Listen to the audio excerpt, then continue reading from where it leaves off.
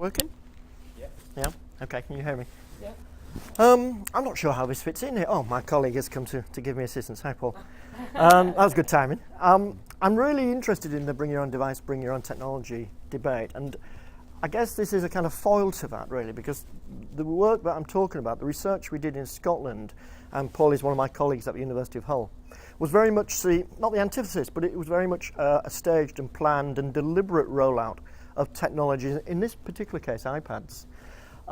But I am intrigued as well by the question of what are the learning benefits. Somebody mentioned we need to look at what are the learning benefits. And I think the real question we should be asking here is, what are we going to measure? What do we mean by learning benefits?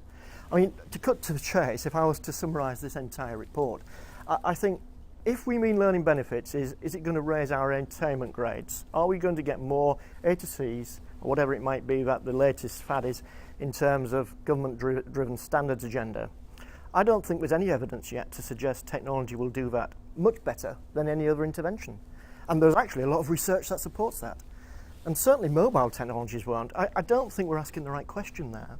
So I would say that when we look at what this research is telling us, it's not really that kind of question that I think it's intended to answer. And I'd like to open, when we come to the discussion, what is it we're trying to measure? What's important?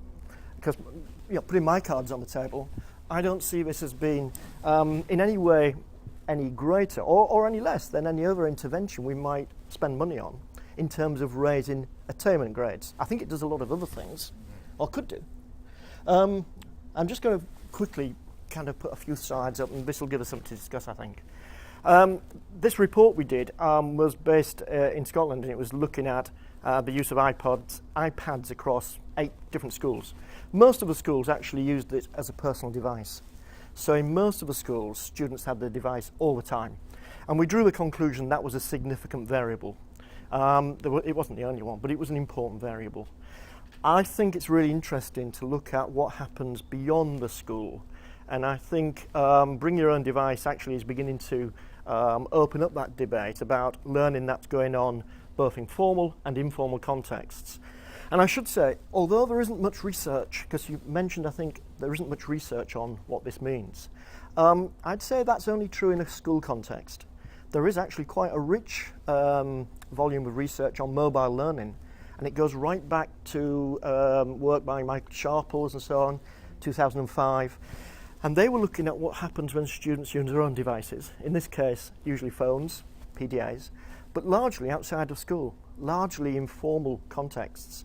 And I think there are significant areas for further research there that we haven't touched upon.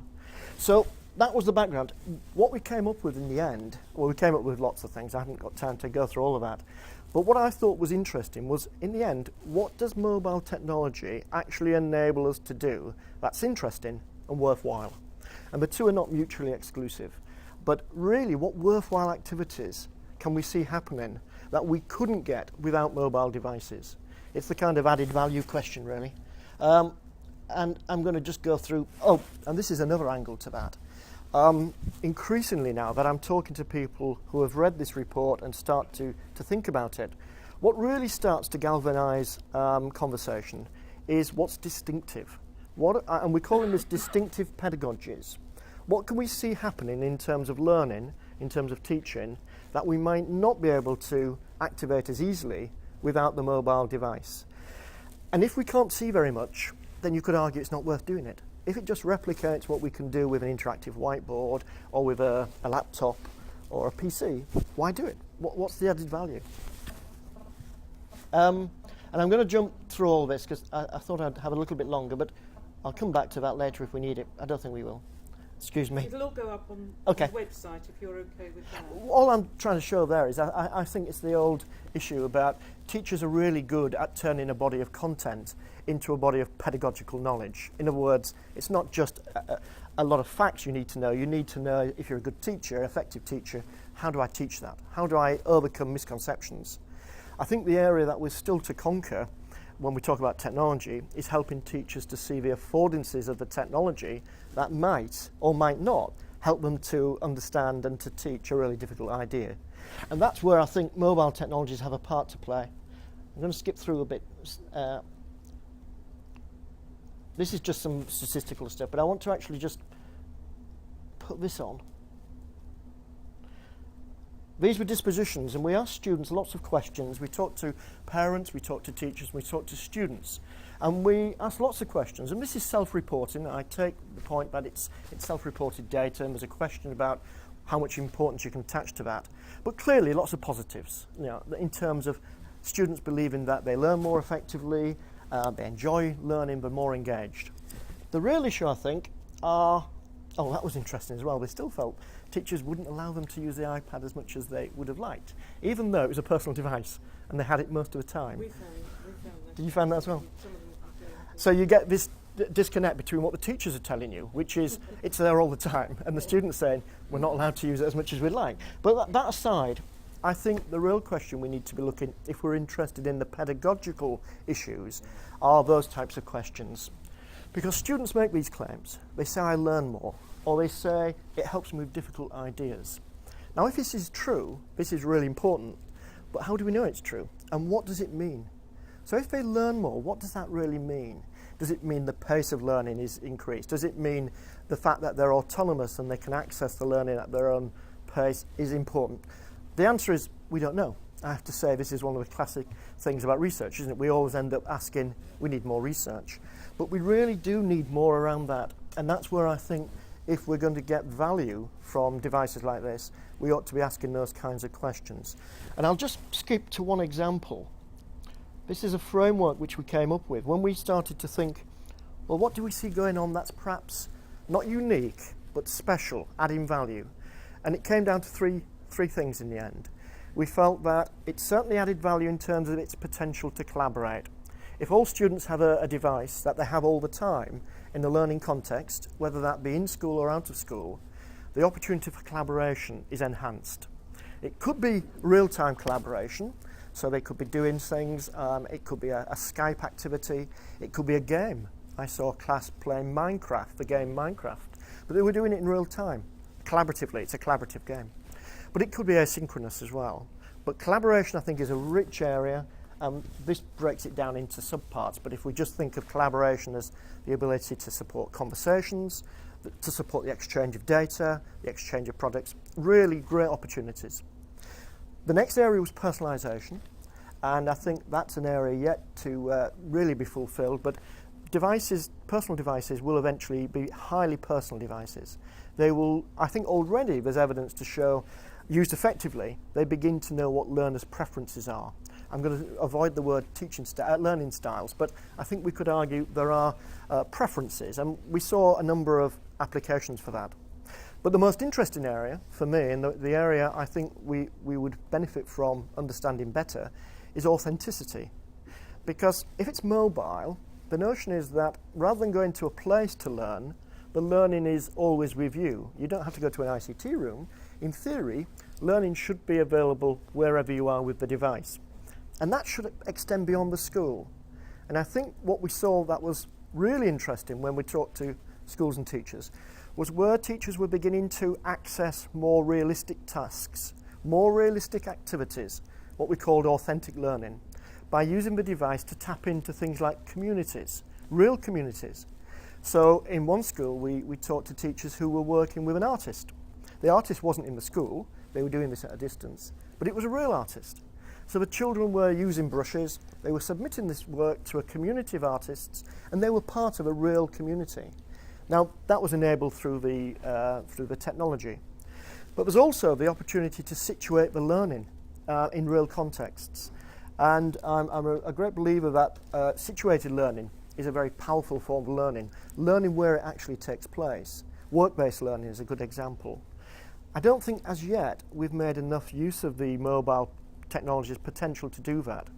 For example, most of these mobile technologies will have GPS. So they are context sensitive. They know where you are. So they can collect data that is located in the situation that you're working in. Now that offers great opportunities. I'll show you one very quickly. I'm going to cut through these. These are just examples of this one. This is a game. I don't know if anybody's come across this. It's an American game. It's in development. It's called Aris. and it works on a mobile device. It can work on any. It's not iPad specific. In fact, it works on Android as well. But what happened? Let me just play. Have we got time just to say a little bit of it? Yeah. Oh, sound. Have we got any sound? We have turn it up as far as it goes. Okay. While it's working, I'll just give you the background to it. It's a game that tries to take advantage of the notion of what games are, so all the principles of being on a quest, trying to have a problem to solve, all that kind of thing.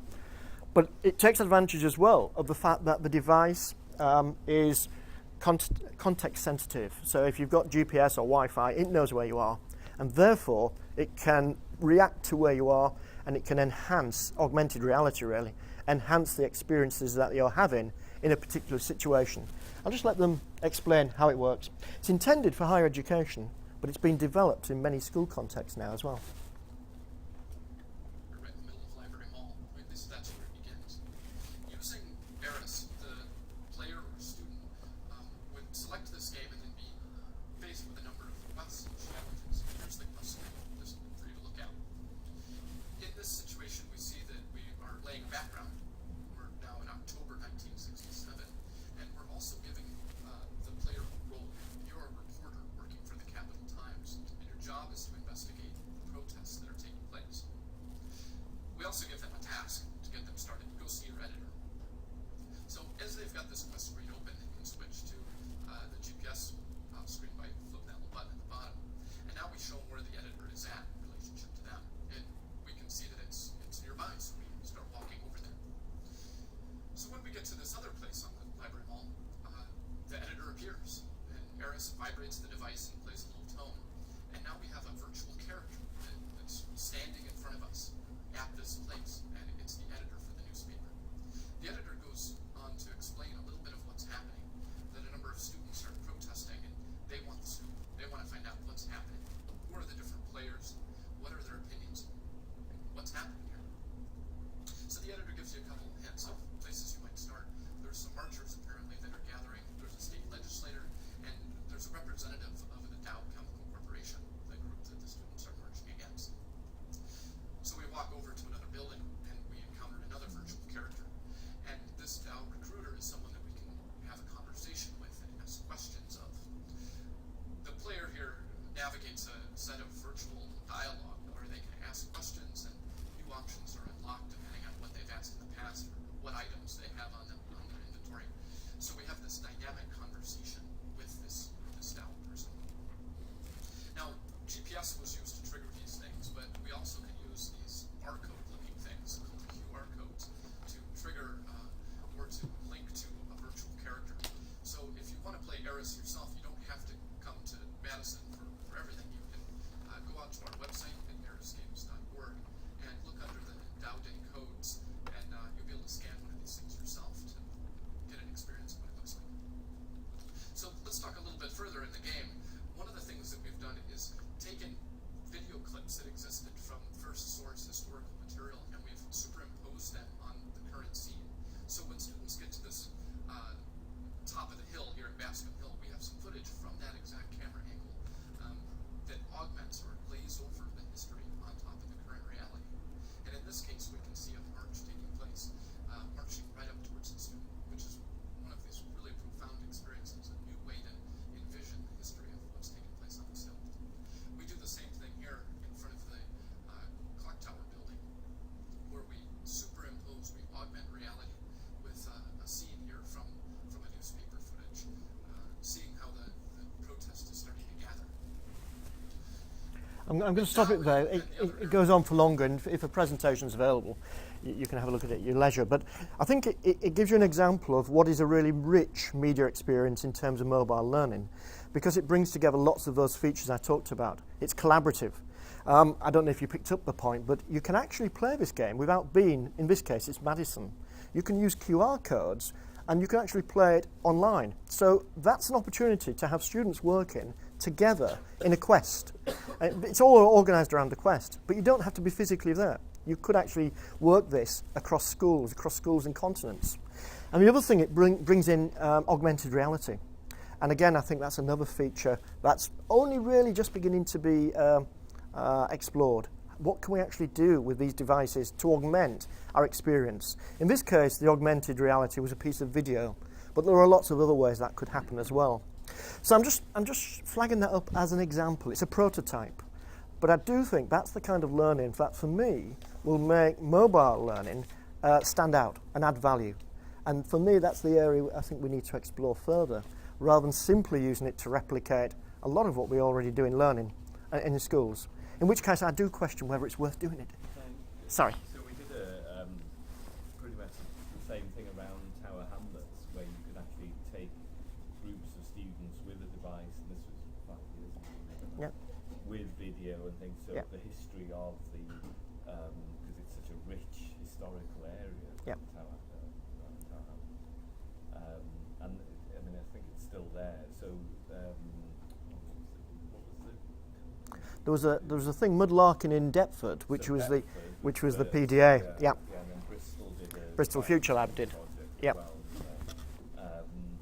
and it's one of these sad things that the software and a little company that put a lot of money and effort into developing something at that time, you know, pre-iPod Touch, so these were all little Windows Mobile PDAs. Yeah. Called Wild Knowledge. Did anyone Yeah, come across? You know, sort of just before it started to take off. How often do we see that? Yeah. You know, just before it becomes on every device. You know, sort of really lost out on that. But we should remember that they did an awful lot of work to develop. Yeah. You're quite right. I think it was all there. And what was interesting is we were using PDAs at that time. Of course, I guess people didn't really anticipate the ubiquity and the power of the mobile phone, which brings us back to bring your own device, because most students have one. Neither did BT work that one out. No.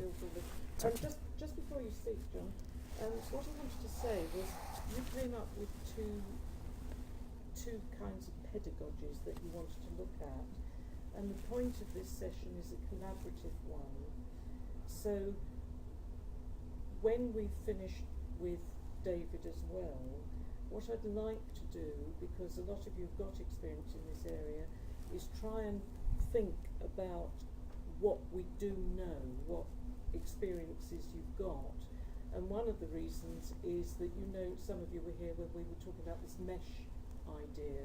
If we wanted to create some kind of route through all this to prove something, have we got some evidence here to do it? You won't hear. It's about a global movement to try and identify teachers' experience on the web and build it down in incidents. Do you want to put yours? Oh, there we go. You want to show more slides? No, I finished. No. You do yours and John can speak. But if you could keep that in your mind, we need to finish at 12:30. So if we can think about what do we all know, where we can really come up with some evidence. I'm not suggesting we finish that process today, but it's interesting with so many people in the room who are really quite expert in this area. John, please go on. I was interested in a comment that you made about how the kids felt that having these devices improved their own learning. They felt that they learnt more and that they could learn and understand much more difficult concepts. And this resonated because 3 years ago we were asked to evaluate a netbook project that was running in part of the Northeast, and schools had been invited to bid for a class set of netbooks each. There were 3 class sets. So schools said, okay, this is how we're going to use them, and a decision was made and a class set was sent out. So the year 6 group in 3 schools was given a set. The distribution of use was interesting. One school simply had the netbooks available to be given out at certain points in the week in certain lessons, and there were issues there with them never being charged properly, no internet access, all of those things. The other class used them for every lesson. They had a charging cart, so it was a more efficient use.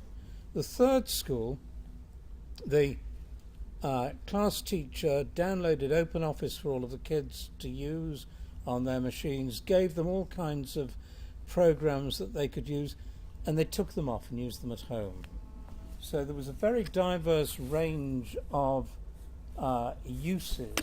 But nevertheless, the comments that the kids came back with all mapped onto these things, that they felt they could learn more difficult things more easily, and that they were in charge of their own learning. And this went on into a second year, and the same results came back. I would have liked to have seen what would have happened had the same class then taken them into secondary school, and whether there'd been any difference. Yeah. I would have imagined, knowing the area, knowing the schools, that they'd have stayed in their school bags for most of the day. However, so that reinforces that, and I think that if you asked similar questions to kids who were allowed to take in their own devices, it would reinforce these feelings that learning was somehow personal. They could go back and learn things that they found difficult, they could practice them, and they got a sense of ownership out of it. But the underlying question then, you didn't touch on it, I thought it was very noble of you not to touch on it, was what on earth is school for? Yeah. There's quite a few of us here asking. You're going to leave that Yeah, hanging in Dennis, the air, are you? Leave that hanging in the air.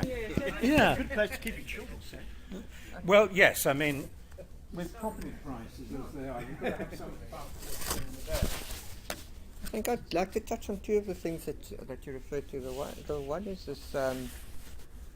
Is I think it's very important to differentiate between the value of the interaction with information from anywhere at any time and on any device, as opposed to the particular advantages of mobility. And I think in these discussions, these layers get quite confusing, because sometimes you're talking about ubiquitous access more than mobility, and it's important. We've been battling with this in the school to position those two things. And what we know is true is that if you can engage, whether that's on that machine at the back there or while you're out somewhere, that's one set of questions. The other is an affective aspect of ownership, which comes with the mobile device.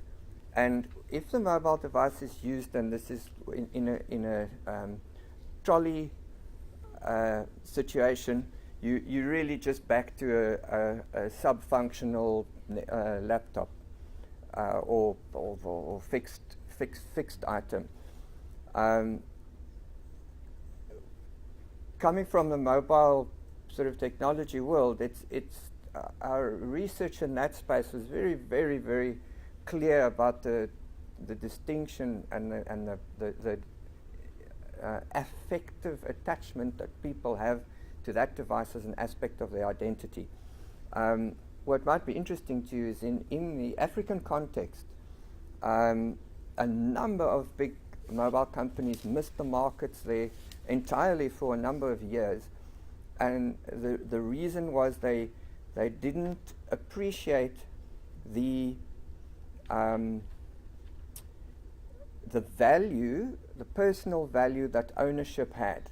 So they tried to push cheap brands, for example, to get the costs down, and people would rather buy an expensive brand because this was a status symbol of above others, above all else. It gave you access, gave you power, it gave you information. So those aspects are very important to, I think, to differentiate and to position when you're talking about your own device versus one which might be handed out by the school or that's not on a one-to-one basis and partly shared. I saw a thing the other day from some American school. I think they They put out 1,200 tablets, and more than half were broken or unserviceable within a year. So anybody who's paying for that is in for, and that was because the ownership wasn't there. So just to latch onto that.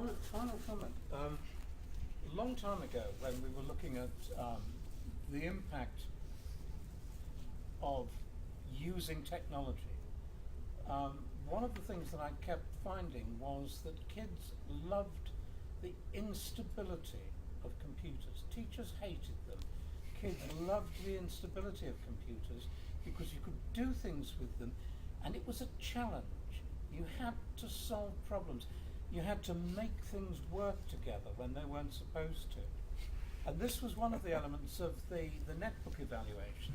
They were little Samsung netbooks, kind of mini laptops, with all of the limitations of those. But the kids in the group that took them home were able to hack them, do all kinds of things, and they learned because they were solving problems. So it was incidental learning that supported the curricular learning. David, can you tailor your presentation to, because David's been bringing interactive whiteboards into schools in Germany, and you can see that what we're talking about are the management issues Yeah. of this. So. Yeah, my research is about the use of interactive whiteboards in physics, but I don't want to bore you with the interactive whiteboard because I guess you have more experience with it than I have. But with my work, there are a lot of other themes around it that maybe seems even more important than my research was about. So I'd like to take you on board on this journey we had made through the last 3 years at my physics education department, where we prepare future teachers. Okay, I'd like to start with where are we now? So in German schools we have quite a few funding programs, so we have a fast rising range of ICT tools, and for example interactive whiteboards. Till now not that many iPads or smartphones, as our schools don't have this big autonomy to own budget and buy whatever they want to. The local authority or the minister is deciding. So yeah, and what I found the research about the impact of ICT or interactive whiteboards is differs, and although my one is about the interactive whiteboards, it's the main message from all the researchers. It's not really about the device, it's about the idea behind it, what occurs in the discussion already. And the second one is it highly depends on the teacher. And I came across of a citation. I don't know if I translated it right, but good lessons can become better and bad lessons even worse. So I don't know if it's proper English, but that's the main message. And yeah, we had a big rollout, and our problem is we have a centralized and flexible CPD system. So the ministry is deciding what teachers are needing. What is a bit strange because they don't really know what teachers are needing. And actually teachers have very few time to prepare the lessons. I came across a research that add up all the administrative things teachers have to do, and at the end they have around 15 minutes to prepare a physics lesson. If you have 20 years experience, it's maybe possible to plan a lesson in 50 minutes, but even if you have all your stuff sorted, for me it's not manageable to plan a lesson in 15 minutes. And if you have all the devices and all the possibilities around, it's impossible for me. And yeah, our teaching are getting older. I don't know about the situation here, but I found a figure that 61 of our 1,800 physics teachers are under the age of 40. So you can imagine where the rest is. So yeah, that was the situation when I started, and there were two main possibilities that we can take. The first one is we can updating our teachers that are in service right now. Of course, this is a time-consuming task, but it's necessary to offer this possibility. And I think they should need about all the possibilities they have. And the second one is that is important or seems important to me is preparing our future teacher students or the students who want to become teachers, because this reduces the pressure during the pre-service period. I mean, they are not really experienced and they have to cope with a lot of other stuff. Oh. My talk must be so interesting that someone is calling. No, it's not mine. It's not mine. I've got one here. Okay. And the teachers at school expect from the young teachers that are coming to their schools that they bring some fresh wind and a lot of experience with all the technology. But actually we don't teach it to them at our university. So this is a problem, and they expect like digital experts are coming to their school when the next generation is coming, but actually we don't show it really to them. So yeah, I go into detail how we prepare in-service teachers. What happened in our CPD system, if we have a lot of input but rarely really assessment what happened really after the CPD, and mostly this is single and short time events and centered on the device and not about the idea behind it. Not about the pedagogy. Yeah, absolutely. So, yeah, of course, what do we need to change? It's obviously enable reflection, reduce barriers, and I developed a physics-specific 2-day whiteboard training. What is published, and I put it on display. If you are interested in, you can look it up and see if it's interesting for you. I don't want to go into the details of this. And what happened at our university is, we have equipment that which can be used for a film, because it's 100 years old. And our lectures are really a traditional style when I arrived.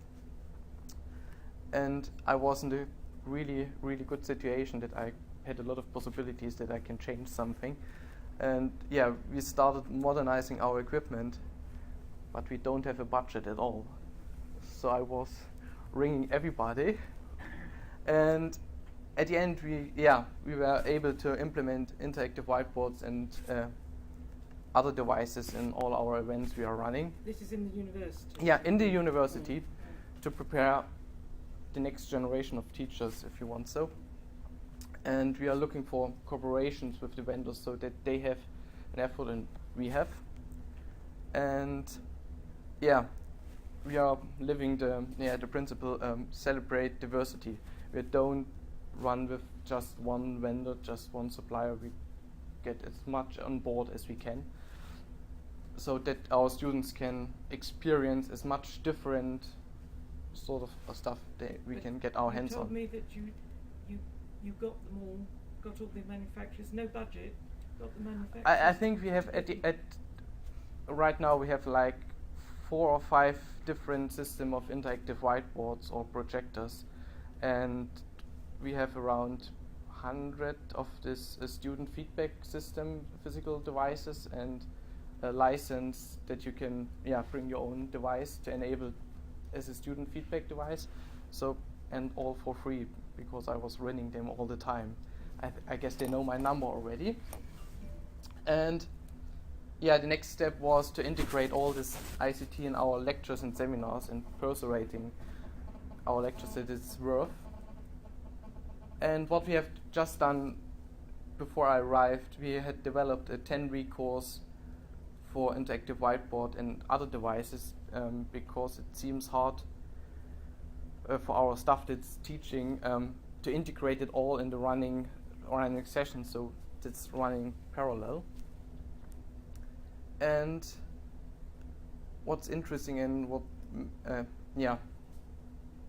really interesting, it's we're starting to intensify our research. Of course, there's my work, but it's quite focused, but we try to get all our students on board, because if they want to get teachers, they have to write a bachelor thesis and a master thesis afterwards. So To be a teacher? yeah, to be a teacher. Takes about 8 years, doesn't it? It took me 5 years, and after this you have a 2-year pre-service period. So actually, if you want to become a teacher, it takes you at least 7 years if you are quite fast. And there's plenty of opportunity to take them on board to do their own research and do something that's important if they really arrive at school. Okay. And I was able to break up with a few traditions, because the problem is we brought all the stuff and tried to prepare them for everything, and at the end they have a paper and pencil exam. This is the kind of pedagogy. Yeah. Yeah. So what is this worth for if you prepare them for everything, and at the end they have a paper and pencil exam, and that what's count for them, because with these exams they apply for a job. So I was able to persuade my professor to break up with a few traditions.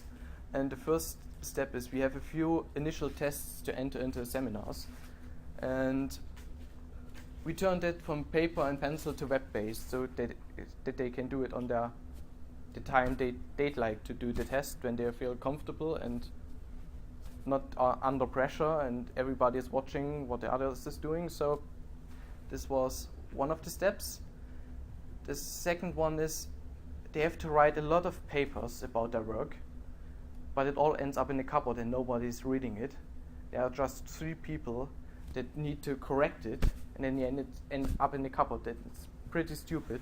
And we decided to change this, that they have to add their papers into a wiki style, so that all the other students can participate in this, what the other students are writing about.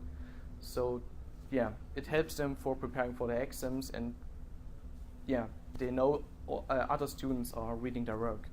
Surely you have some kind of VLE. What about it? Virtual Sorry? learning. Surely Yeah, we have some kind Yeah. of virtual learning environment. we have. So you can do all sorts of things through the Yeah, virtual we have a virtual learning environment for our university, and it's not that good used yet, so I tried to integrate all this into it.